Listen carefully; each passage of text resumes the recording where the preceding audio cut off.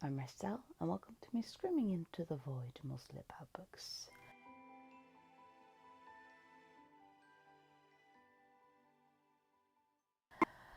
I am going to do a project now, and I hope it's going to take me on a journey, and I don't know what's going to happen during the journey or at the end of the journey. But before I say anything, please understand that I'm taking this journey out of trying to understand the society around me. I'm not taking this just to take the mickey out of anyone. And the reason why I point that out, even before I'm saying anything of what the project is about, is that the books I'm going to read are romance, and I don't usually read romance. So that setup is very quickly and understandably, because there is a lot of people who either absolutely love romance or loves talking negatively about romance. So when you hear someone saying that I don't usually read romance or this part of romance, and now I'm going to read some, mostly that falls into, oh, someone's now going to make fun of us. The reason why I think it is important to read romance, even if you don't enjoy romance, is to understand society around you. Now, we live in a world where romance is the biggest genre, at least when it comes to books sold, books read, books talked about. Romance is the biggest genre.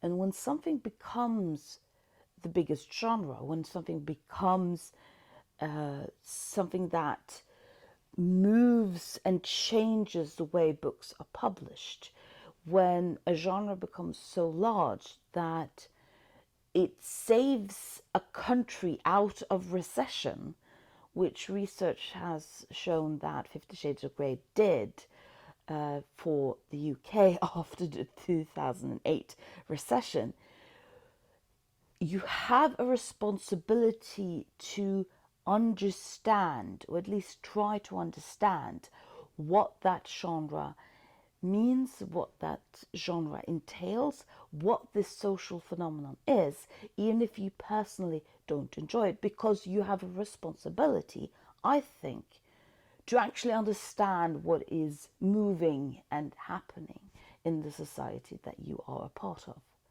Romance genre needs to be taken as seriously, and I say seriously because serious is a very loaded word that can mean a lot of different things, but we should talk about the romance genre in the same way we talk about, for example, classics. That was a very weird way of saying that. I'm sorry. But when it is such a huge part of our culture, we need to be able to talk about it analytically. We need to be able to talk about it as a phenomenon in our society. So I'm going to do a project where I, who don't like romance, don't enjoy romance, I'm going to try to understand what this is about. And I do have certain theories. I have read a bit about the genre because I'm trying to understand it.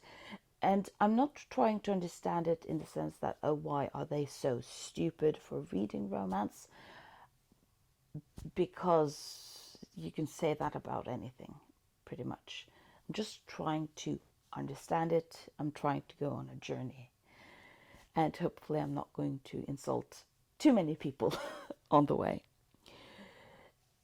When we talk about the romance genre, when I'm talking about romance genre, I went into Wikipedia and I tried to sort of see how does different countries recognize or define romance.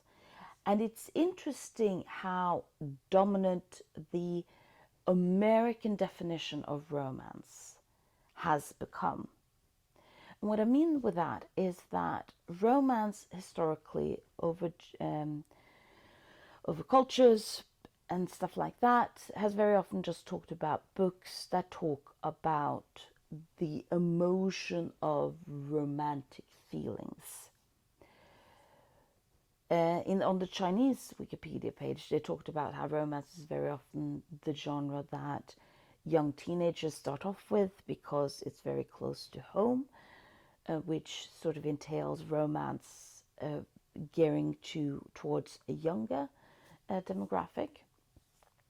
But what's interesting with the American definition, and when I mean American definition, I mean the Writers Association of Romance, something like that, because they have two criteria for something to be defined as a romance.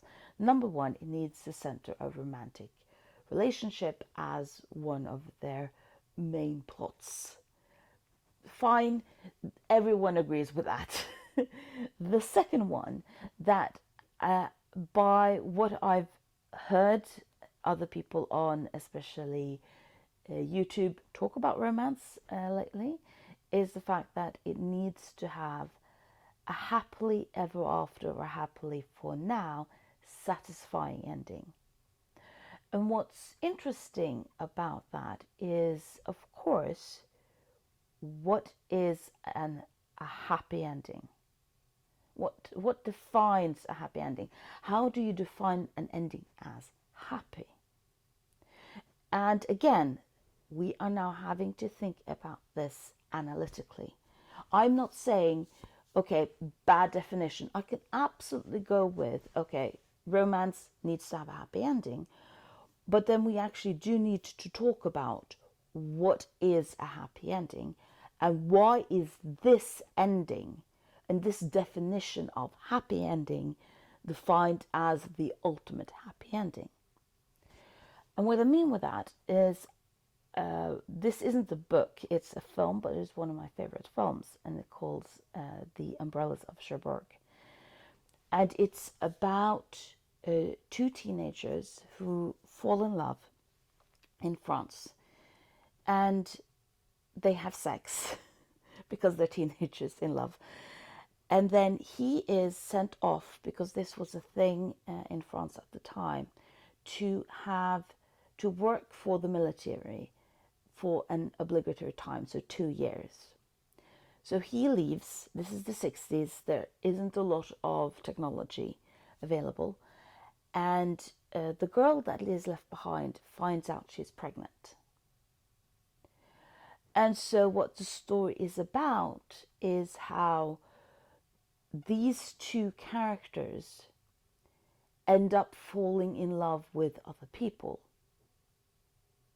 Even though the story starts with them, and then they end up falling in love with happy people. And they are happy at the end in valid romantic relationships. And so the question is, would The Umbrellas of Cherbourg count as a romance story within the category of having a happy ending? And please let me know what you think of it below. But you cannot just say yes or no. You have to argue for it. You have to make a case for it. Again, absolutely accepting happy ending. But what does it mean with happy ending? And this is partly linked also to another huge feature with romance genre, based on what I've read from other people. And that is that one thing that goes again and again is that one of the focuses of romance genre is escapism. We read romance genres because we want to escape. And the problem, again, you have with escapism, as you had with sort of the category of a happy ending, is that both of these are extremely subjective perspectives. What is escapism for me isn't necessarily what is escapism for you, in the sense that what I define as a happy ending isn't necessarily what you would define as a happy ending. A huge part of this is trying to understand and figure out what this genre means, what we can get out of it, and trying to take a book genre that is very often mocked seriously. That doesn't necessarily mean I'm going to love and enjoy. We need to be critical here, but we're not making fun of anyone for enjoying romance. That's not what we're doing here. So to dip my toe into the romance genre, I've picked 50 books that I'm going to read. And the way I did it was simply I tried to figure out what kind of subgenres of romance do we have, so I can dip my toe into them. And I found 32 different subgenres. Some of them are very close, some are overlapping. Some books might fit into different genres, but I did find 32 different subgenres, and I Googled good representation from each genre, because we need to read good representation. We need to read good books. We can't just pick any old book and then, oh, this is a bad genre or subgenre, because we don't know if it's the subgenre that we are critical to, or if this is just a badly written book. So as I have tried my best to find what is considered good representation from each subgenre, in addition to reading 8 books that I have on my physical TBR, and I also have 10 that I have dubbed the wild cards. So these books are from, I've sort of picked together several of the best of romance book lists, and I've put them all in together into a big wheel, and will randomly pick 10 of them. And I think there's almost 250 on that wheel.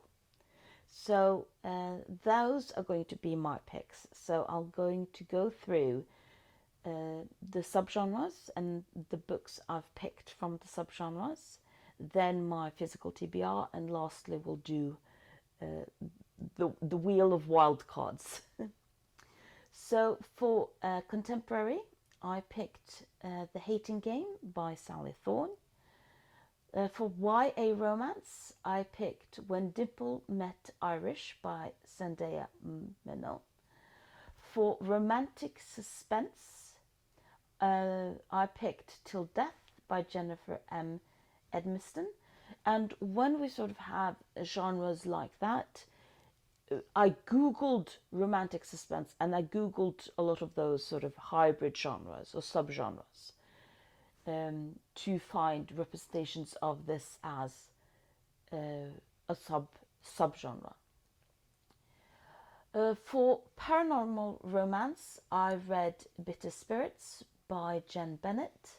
For fantasy romance, I read A Tempest of Tea by Hafsa Faisal. That's not how you pronounce that name. I apologize.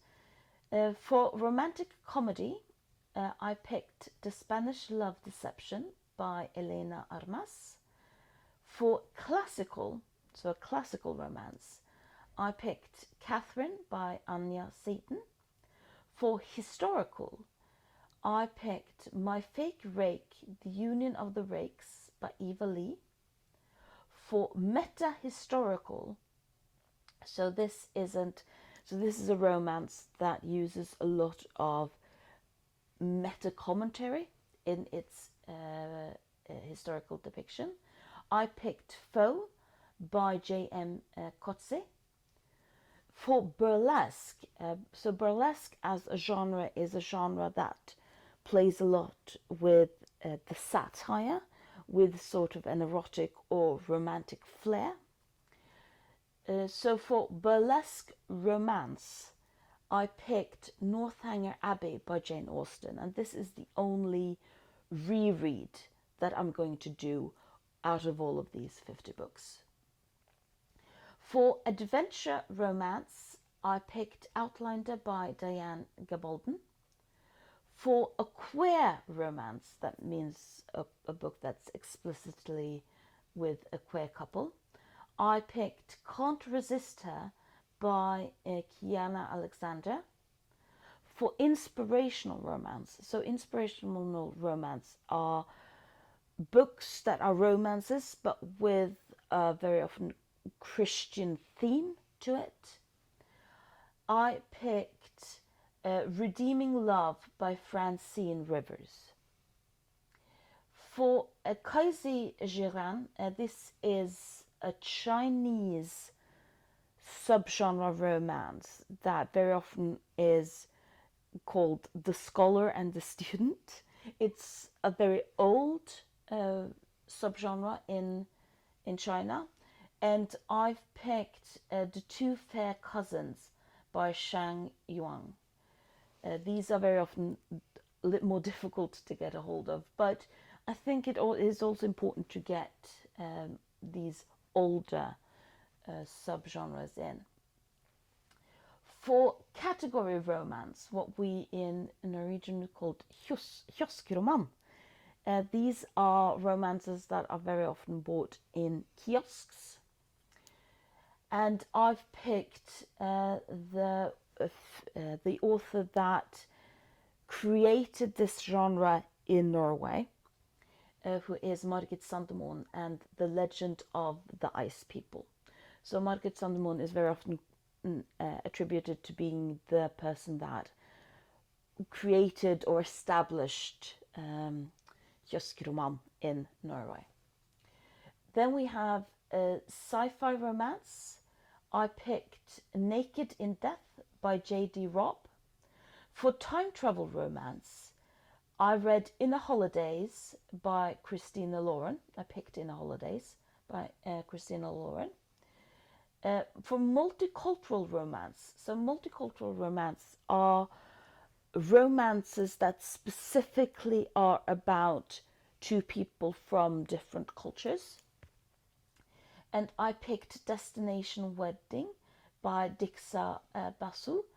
And I just very quickly read about those books. And what this book is about is an American Indian who is very much American, traveling to India to meet or to take part in her cousin's wedding, which is an Indian wedding, and hijinks ensues.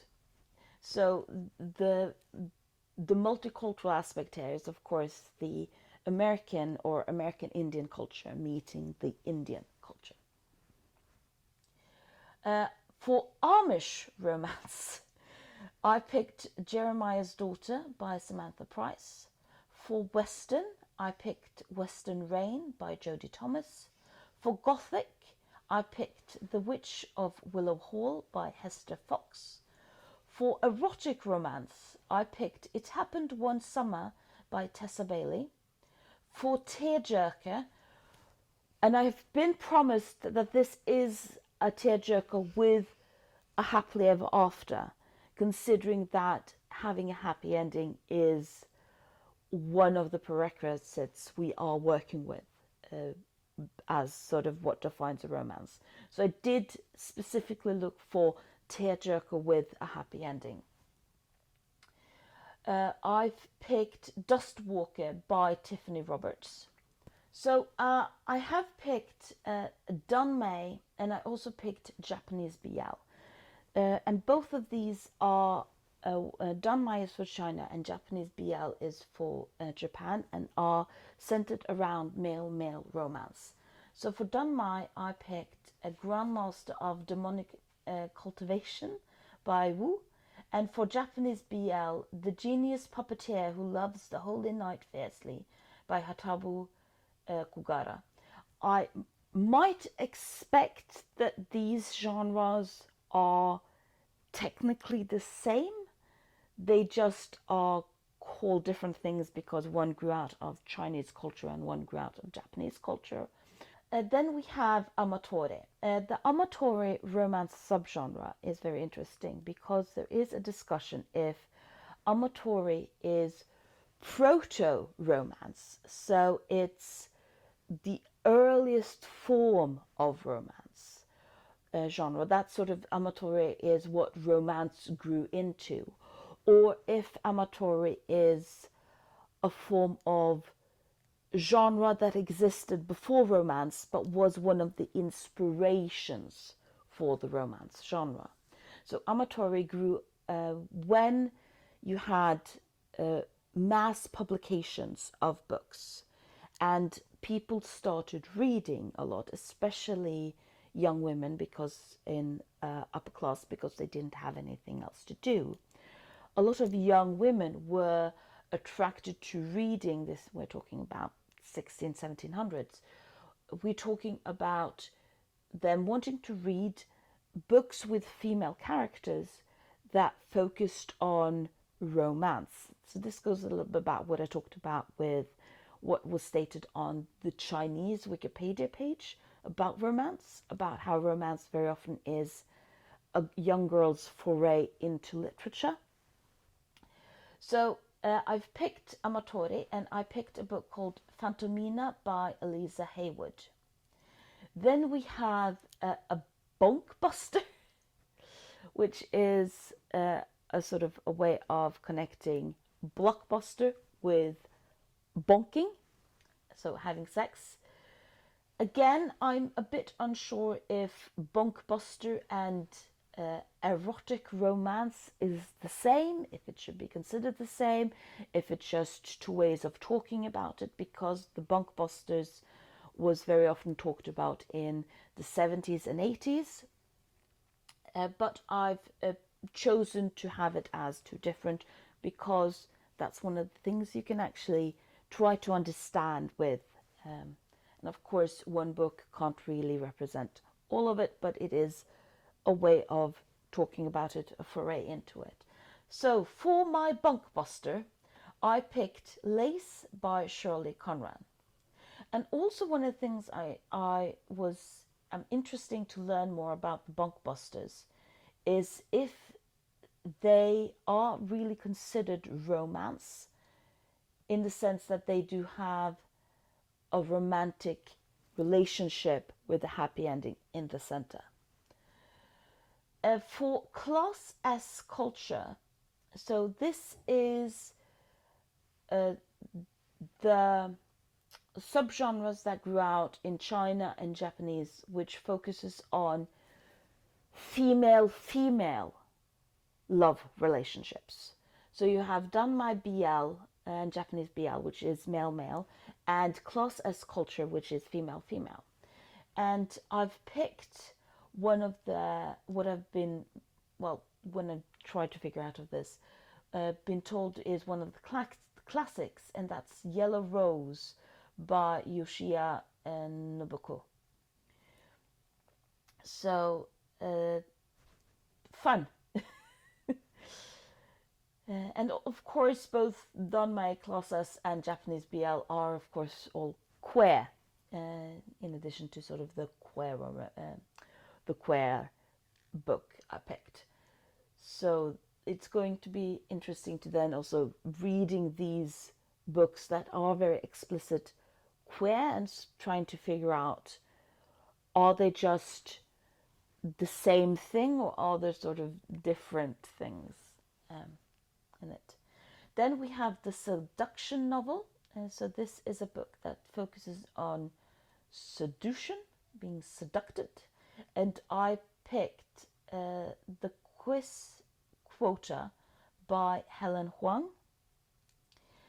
And then I picked for holiday romance, 3 Holidays and a Wedding by Uzma Yoledin and Marissa Stapley.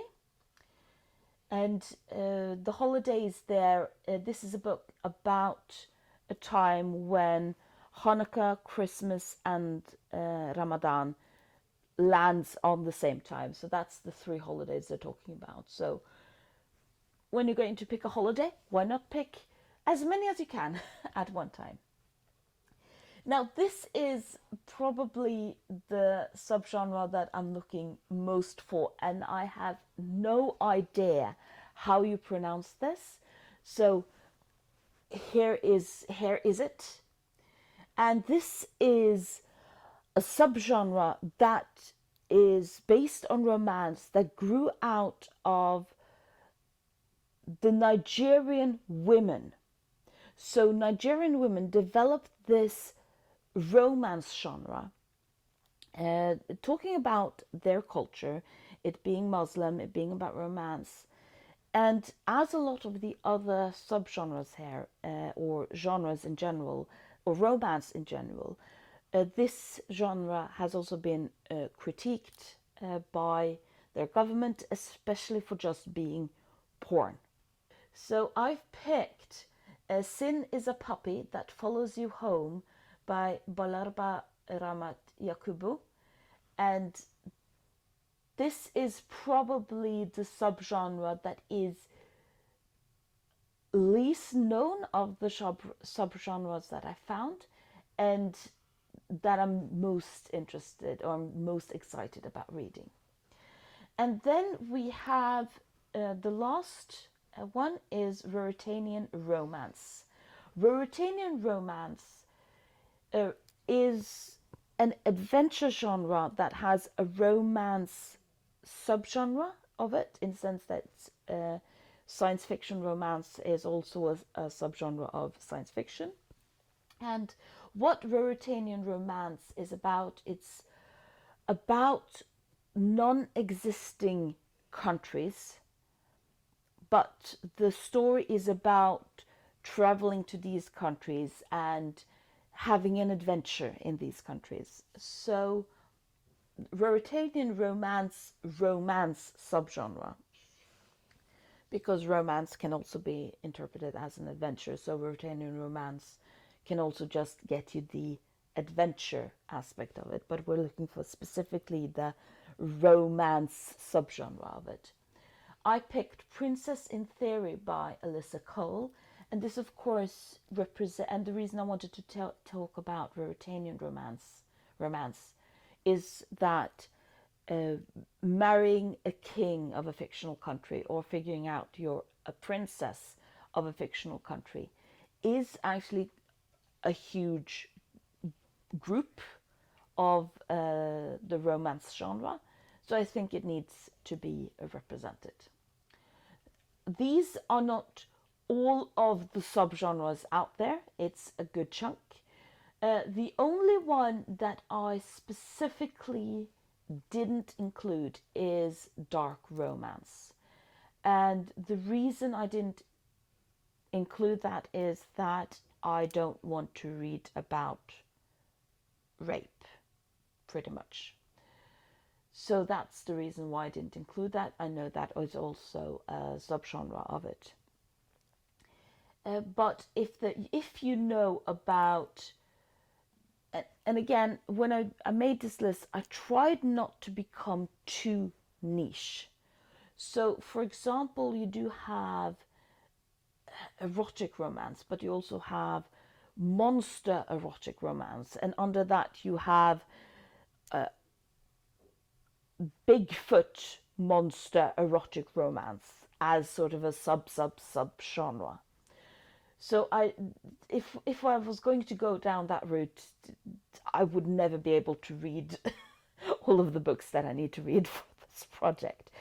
50 what is enough. But if you know about some larger subgroups or subcategories of romance that you think deserves a chance in this project, please let me know down below. I want to give this a chance. I want to do good by it. But please also let me know if you have any suggestions of representation of that subgenre. So that's the 32 subgenres that I need to read. And then I also picked 8 books from my TBR. And those 8 are The Tuesday Ladies by Monica Petz, and Happy People Read and Drink Coffee by Agnes Martin Lugand. You have Tobias Hill, Cryptographer.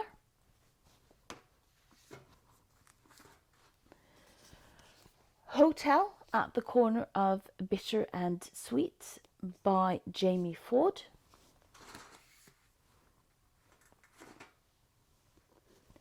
Emmy and Leo by Daniel Glatower.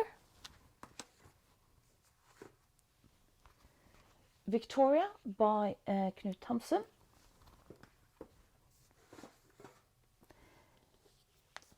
And what was this in English? It was The Negotiator. So The Negotiator by D. Henderson.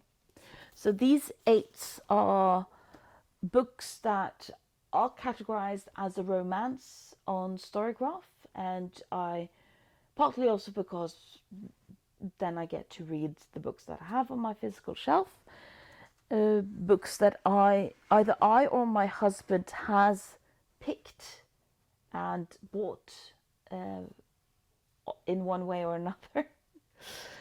And it's good to just use this as an excuse to read. So the last one we have is, of course, the wild cards. So then we'll go on to that one.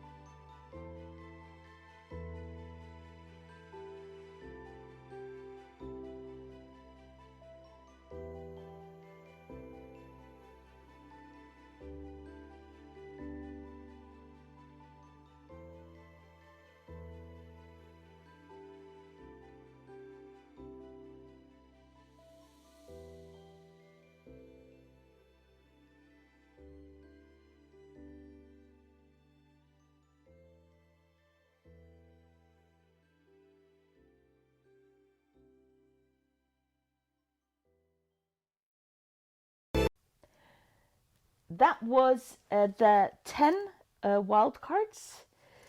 With the exception of Helen Huang, I knew none of these authors. Emily Henry, I think also I have heard about. But as I stated, the list on that wheel was accumulated by just going through a lot of the best of lists, removing the things I already have read, and also removing the ones that overlap. So I didn't have that. So I didn't sort of pick one book 5 times because it's on so many lists. Leave your comments down below. Let's have a discussion about this.